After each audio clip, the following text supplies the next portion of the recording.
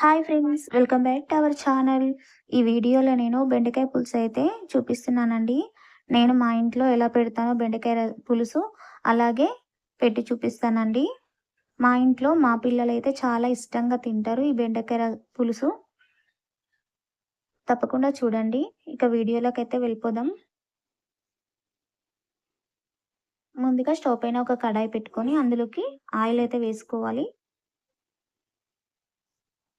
Oil కొద్దిగా హీటెక్కినాక ఉల్లిగడ్డ, పచ్చిమిర్చి, కరివేపాకు అయితే వేసుకోవాలి.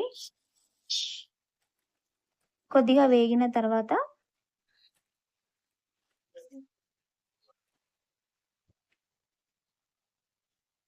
అల్లం వెల్లుల్లి పేస్ట్ అయితే వేసుకోవాలి. ఈ అల్లం వెల్లుల్లి పేస్ట్ కూడా మంచిగా పచ్చివాసన పోయే విధంగా వేగిన తర్వాత ఇందులోకి పసుపు అయితే వేసుకోవాలి. ఇప్పుడు బెండకాయ ముక్కలు కూడా వేసుకోవాలి.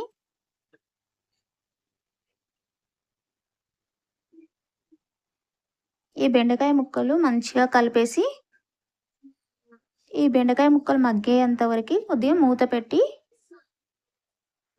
వదిలేయాలి చిన్న మంట మీద.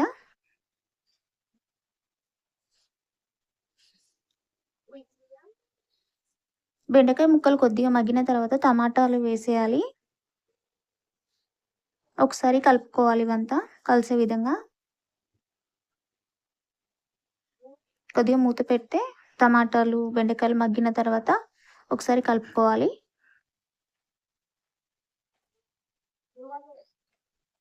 ఇప్పుడు తగినంత కారం, తగినంత ఉప్పు వేసుకోవాలి. ఉప్పు, కారం ముక్కలకు పట్టే విధంగా మొత్తం కలిపేయాలి.